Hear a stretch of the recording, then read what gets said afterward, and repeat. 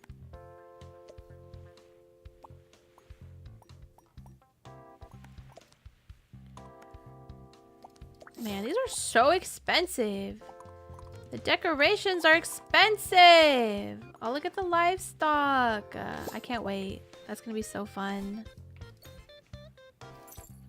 Maybe I should... Can I upgrade the tomato recipe? Upgrade.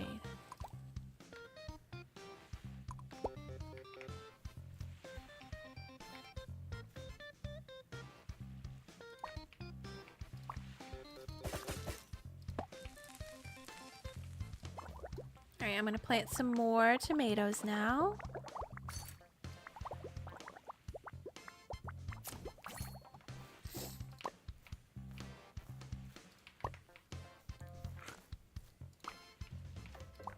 Man, the way these guys be eating is making me hungry.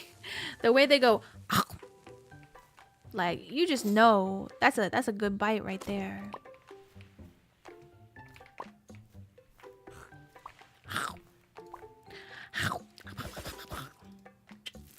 Femboy got hungry. What'd you get? What'd you get to eat, Femboy?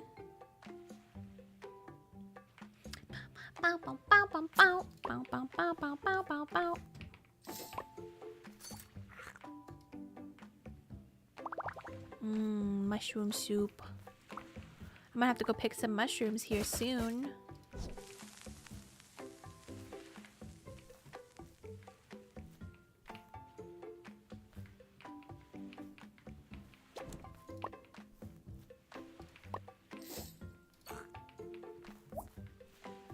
Two tomato soups. Alright, I'm gonna go look for some mushrooms. Foraging time. Excuse me. I'm foraging. 2, 3, 4, 5, 6. Fast travel. Love the fast travel button. That is so sick. And I'm glad that you get it so early. Oh, I forgot this one too.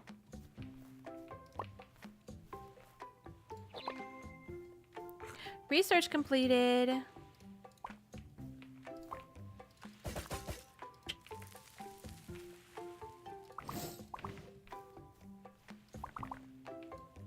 Spaghetti, yum. Okay, Tom, good night. Thank you so much for hanging out. We'll see you later. I hope you get some good rest. Bye-bye. Okay, research. Now we're gonna do the bakery oven. Yes. Then we can start making the sweets. What is this outfit? Do you need help? Oh, I think they need help. They're being constricted. Oh, everybody wants tomato. Everybody wants tomato now. Oh, hold on.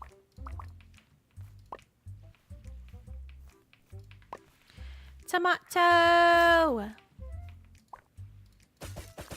Homemade spaghetti too. None of that dry pasta. You made the dough? Excellent. Oh, that is excellent. I'm gonna have some leftovers from my dinner after stream. I had a pepperoni calzone. Yummy.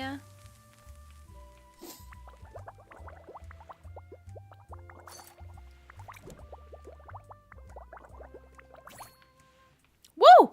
There's a giant mushroom. Now that's an outfit. Oh, if only Clove was here. She could be the giant mushroom.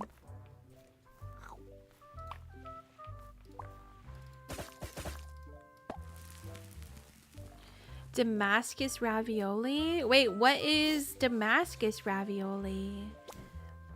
How do you make that?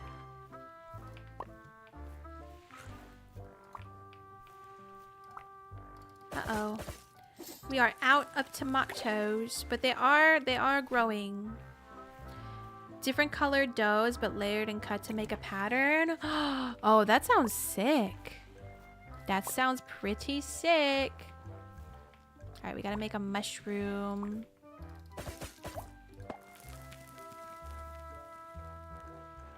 Hi, Hunter. Thank you so much. Thank you. Have a good night.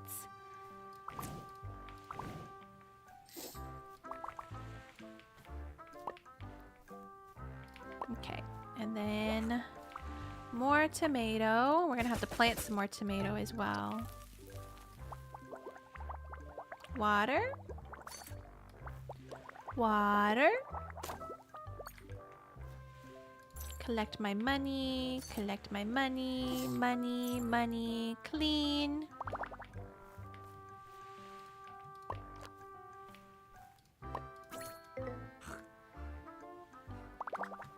Oh, I need some more. Oh, you have to redo the flowers like every day, huh? Wonder if I have enough for another this, and then I can go pick some flowers real quick. Oh, I never put the lid on that. Fwick. 1, 2. I need another rose. Where might I find another rose? I see one. And then back home.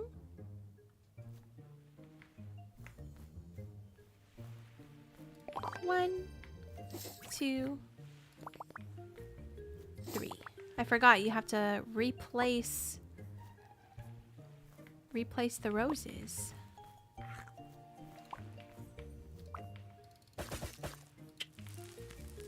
Okay, harvest these tomatoes. Sounds like you're quite the chef, femboy. That's pretty cool.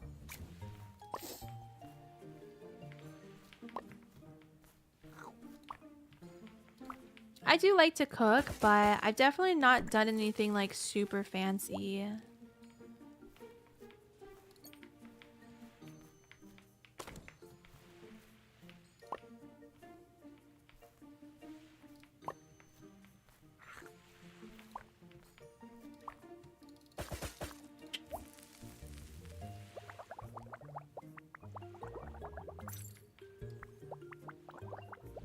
Did cook for money before and you love cooking?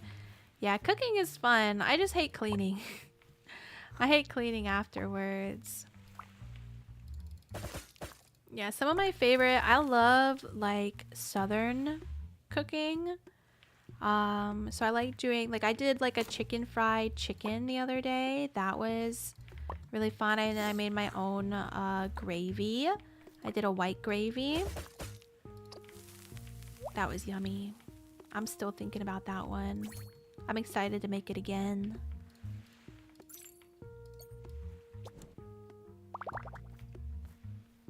Yeah, nothing, just, there's just something about good old southern cooking.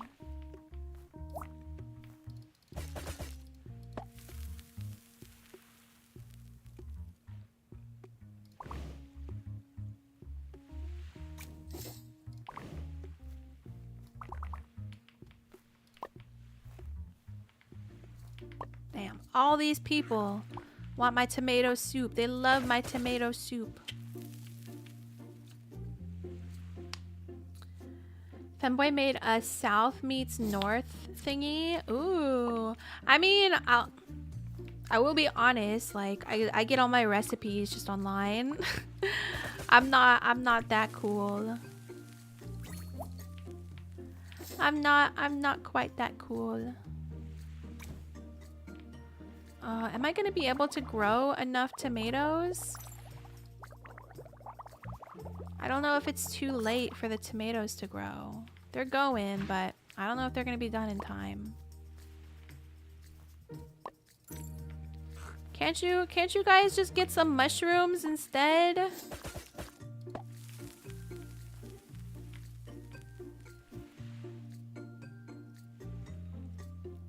Don't.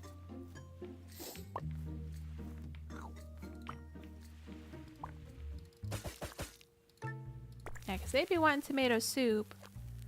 Day's over. I don't have enough tomatoes for you guys. I'm sorry. We're closed. I'm so sorry. I don't have enough tomato soup for everybody. I only have enough for one more. This is the last one.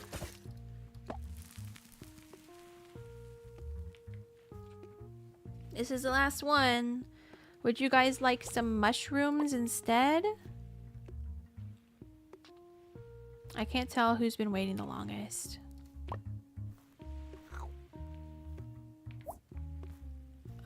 I wonder if it'll let me give them mushroom soup. Or if I have to just dismiss them. I might have to just dismiss them. I'll try to give them the mushroom soup.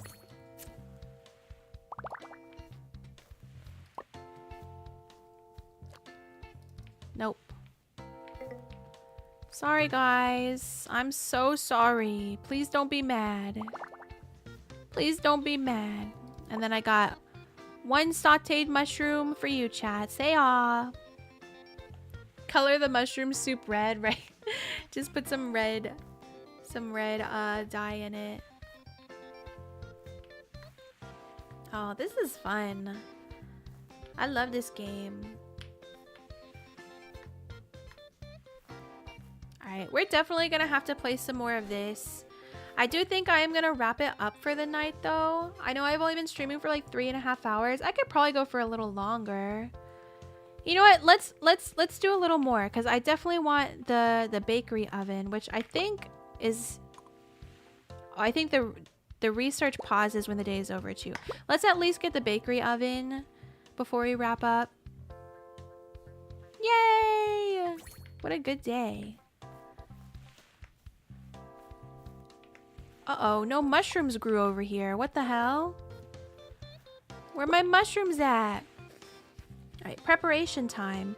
Each day can start with preparation time before service begins.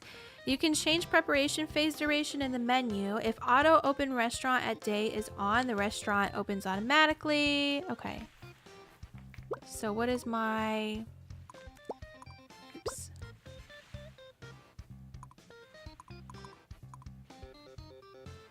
I don't know. Anyways. These are growing because I have no tomatoes. So I think... Are we closed? Okay, we are closed. Still waiting for bakery oven to be done. Let's go pick some mushrooms. 2, 3, 4, 5, 6. Fast travel back home.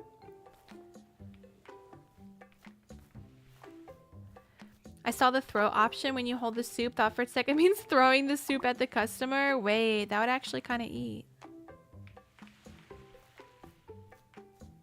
All right, so let's get a good amount of tomatoes grown before we open the restaurant.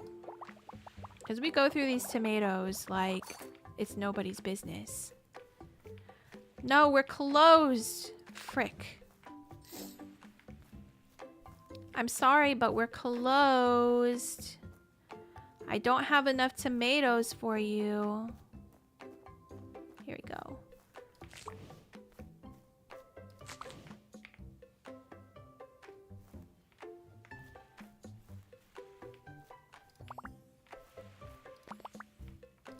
What would you like? Tomato soup? Of course you do.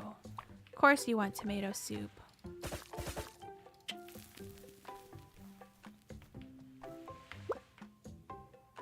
Right. Almost got the bakery oven. That's what I'm waiting for. Okay. I think I'm going to start preemptively making tomato soup. Kind of also want to get like another thing of tomato. People love this.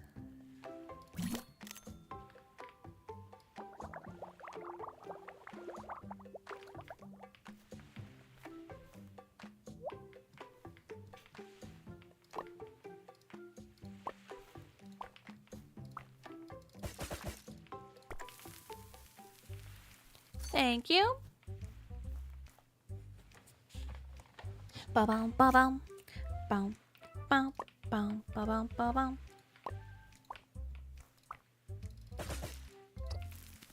Okay. And we got these on the shelf, and then we'll get these growing, and then I will open the restaurant. Okay. I'm feeling good. I'm feeling good. Open.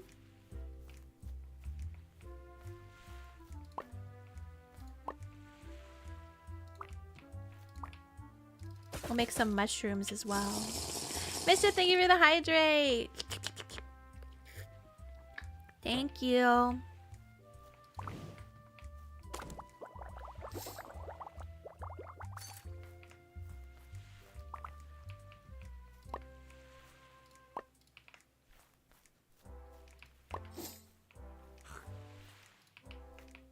Already eating up all my soup. Already eating up all my tomato soup.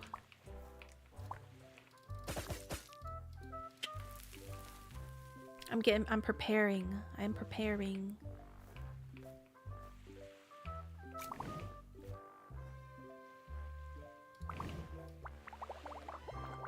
Arson? Oh, what the hell, man? Don't do this to me. Don't do this to me.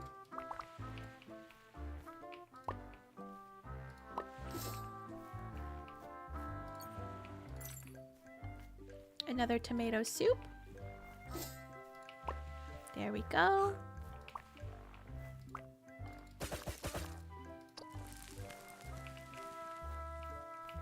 Mushroom soup for you.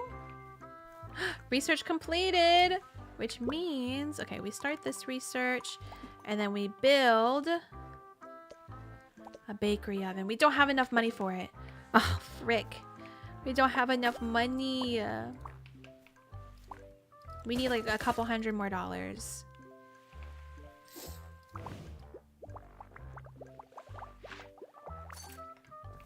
$200 more.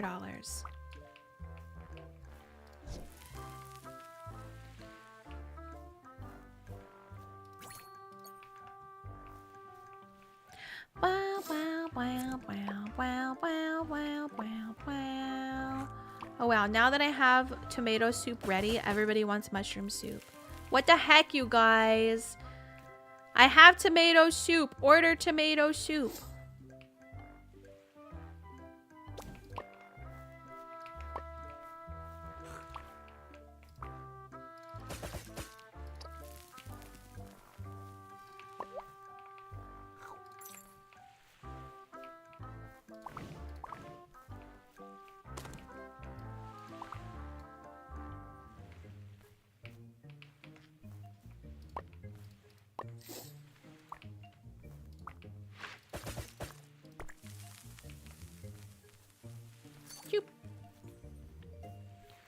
One tomato soup for you. Thank you very much. Ooh, we're already almost to $700, guys. We're gonna get it quick. Hi, Berkey. Thick Ratosi. Someone screenshot that shit. What the hell? What the hell, Berkey?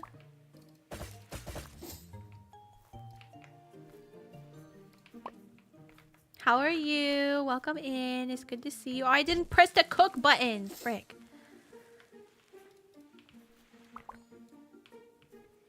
I did not press the cook button.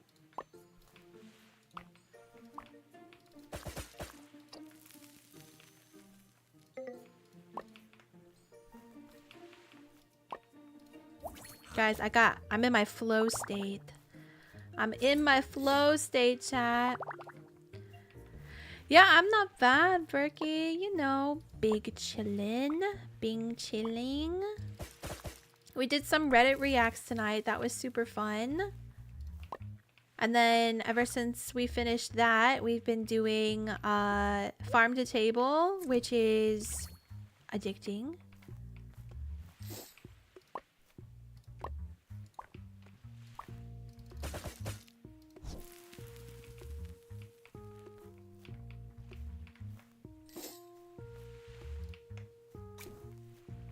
Mushroom soup. What kind of Reddit posts did you react to? Well, we have like a thread in Discord where everybody was sharing, you know, their favorite Reddit post of time gone past, and we read through those. It was all kinds of stuff. Honestly, it was a big hodgepodge of various types of Reddit posts that were quite crazy. Oh, we have enough now. We have enough for the bakery oven. Let's go. I think it's this way. Yes. Okay. Yes. Now we get one of these and we add it in there. We close the lid to cook and see what happens. Oh, I'm so excited.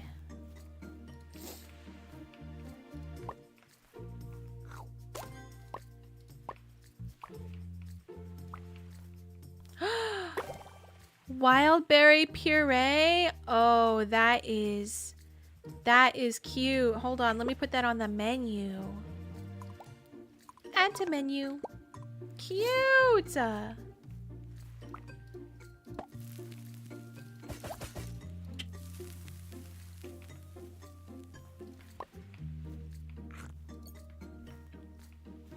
Ooh, and we already have another $300.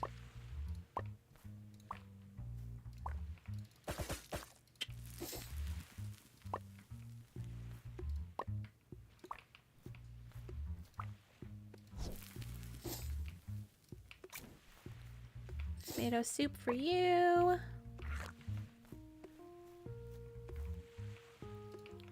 Someone ordered one.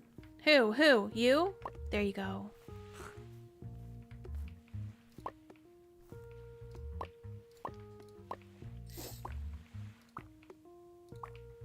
Ooh, everybody wants mushroom soup now. Holy mushroom soup.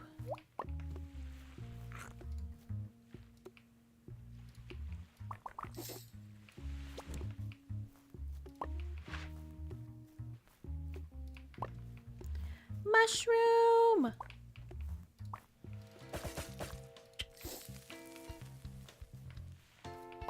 There we go, that's for you.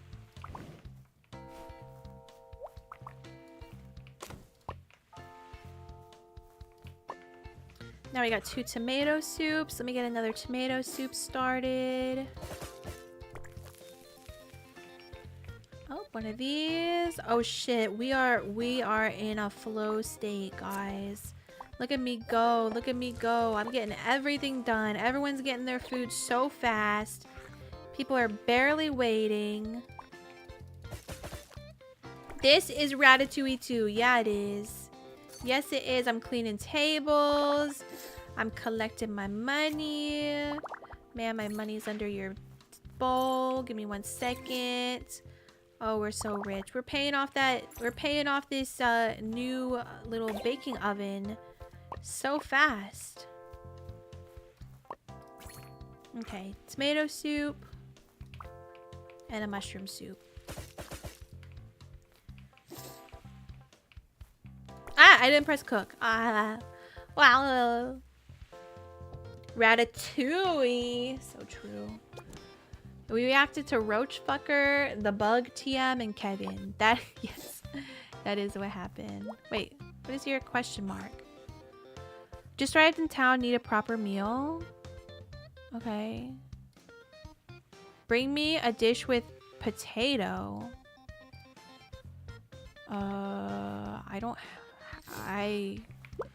Okay, I guess let me just buy and grow some potatoes for you real quick.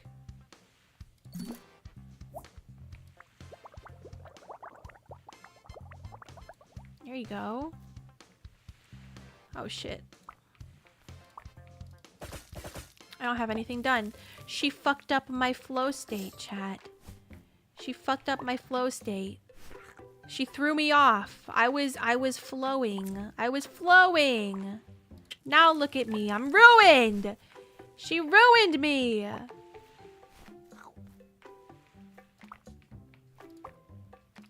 I got heavy flow. Berkey, are you okay? What the hell, man? You are so out of pocket today. So out of pocket. I might have to go find some more mushrooms. They're just eating through all my mushrooms.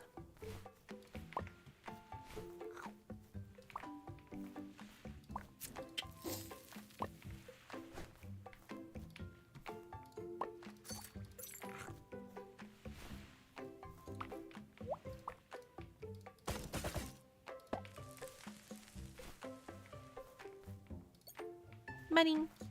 Money.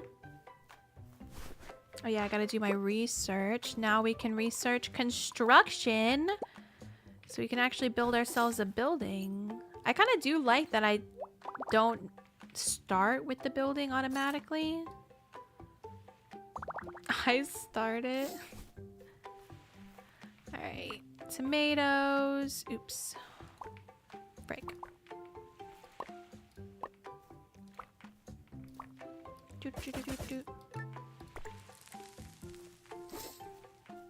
There we go.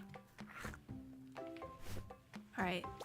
Potatoes harvested.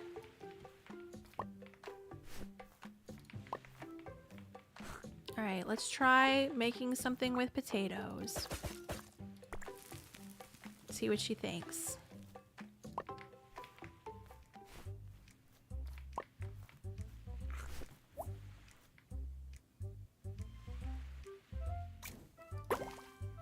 Ooh, boiled potatoes. There you go. Enjoy. Now we need 2 tomato soups.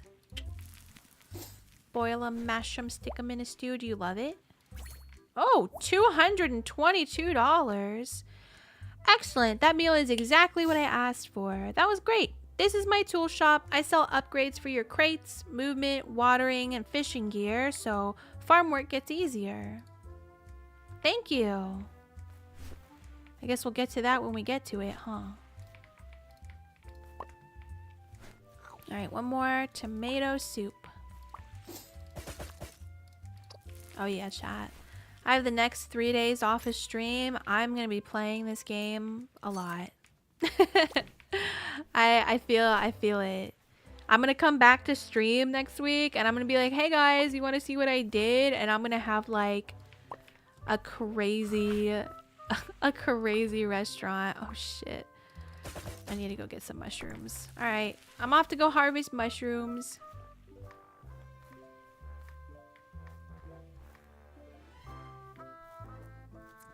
I can't wait to start fishing. That's gonna be fun. Mushroom.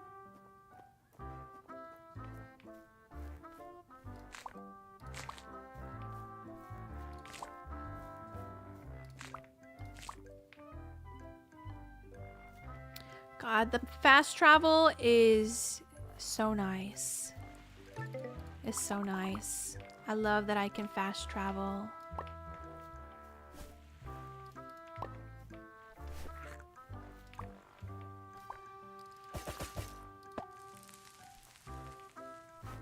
Alright, buddy, just be a little more patient. It's coming. Just hold your horses. Hold your horses. There you go. You can let go of your horses now. You may release your horses. You hate mushrooms? Really, Berkey? I love mushrooms. Mushrooms are my shit. There we go. Dang. Hopefully I can figure out how to rearrange stuff soon, because this shit getting a little cramped. You can't eat them. That's so sad. That is so sad. These mushrooms are like the best. I love mushrooms and everything. All right. Press enter to finish the day. 1578 in sales. Top profit, tomato soup, baby. But also people were loving the wild berry puree. And I get those berries for free. I just picked that shit from the bushes outside. Love that. I dump all my mushrooms on your plate, all yours. Perfect. That works for me. Alright, so we're gonna save and exit. We're gonna call that for tonight. That was really fun. I can't wait to play some more on my days off. But I'm gonna wrap it up for tonight. I think we had a pretty eventful stream, you guys. We had a pretty eventful stream, in my opinion.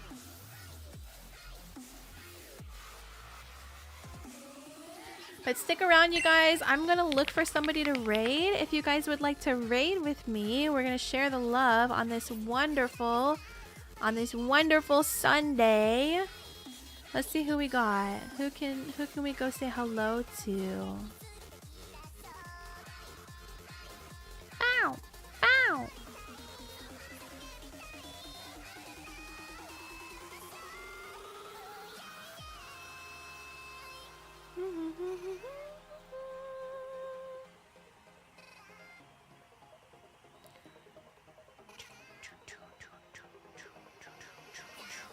I think let's go say hello. Yeah, let's go say hello to Lunar. They are playing Kingdom Hearts 2. And they are a cutie alien VTuber. So I think you guys will really like that. But guys, thank you so much for hanging out with me this week. It was a super fun Brat week. We played some Tamagotchi on Thursday. We got to check out Gold Adventure Gold on Friday. Ow! And then Saturday, we got to fundraise for a good cause for Mental Health Week. Again, I appreciate you guys so much. We guys got to see my concept art for my summer outfit. If you haven't seen it yet, it's in the Discord and it's on Twitter. And yeah, and then today we got to yap, read some Reddit, have some good times, and play some Farm to Table. So that was so much fun. I deeply appreciate you guys for sticking by me and for coming to streams, for hanging out, for chatting, or for lurking, whatever you're comfortable doing. It really motivates me and keeps me going to know that you guys like what I do, and it really is what pushes me to keep going and to keep trying to think of fun things to do for stream and, you know, fun content to put out. And it really gives me purpose. You guys give me purpose, and you guys motivate me to keep doing stuff. Oh, you said lurking? I thought you said licking. Not to get sappy on the end of this wonderful Sunday. I'm going to miss you guys for the next 3 days. I will post my schedule tomorrow, and I will see you guys on Thursday. If you aren't in the Discord already, that's the Discord right there. Come hang out. We do stuff in there. I'm probably going to go hang out in there for a little bit and snack and maybe play some Final Fantasy. It's kind of late, but maybe I'll play a little bit of Final Fantasy. But yeah, let's go raid. You guys know what to do. And if you've never raided with us before, here's what we're going to do. We're going to go over to Lunar's channel. We're going to spam the chat with the raid chat. If you are a first time raider with us, here's what you do. If you're a sub, you can copy and paste the VPie Lightstick copy pasta. If you're not a sub, you can do the Stinky Cheese copy pasta. We're going to go over there, spam the chat with all the love. And if you have the time, I would deeply appreciate it if you hung out, spent some time with Lunar, saw if, you know, check out their content, see if it's for you. And if so, you should give them a follow and, you know, support them as well. We got enough love and support to go around. But again, thank you guys for everything. And I hope to see you again next time. And if it's not in the Discord or on Twitter, YouTube, TikTok, Instagram, I post in all those places. Hopefully it will be in the next stream. Okay, thank you guys so much. I love your faces. Bye, bye, bye, bye, bye, bye. Mwah.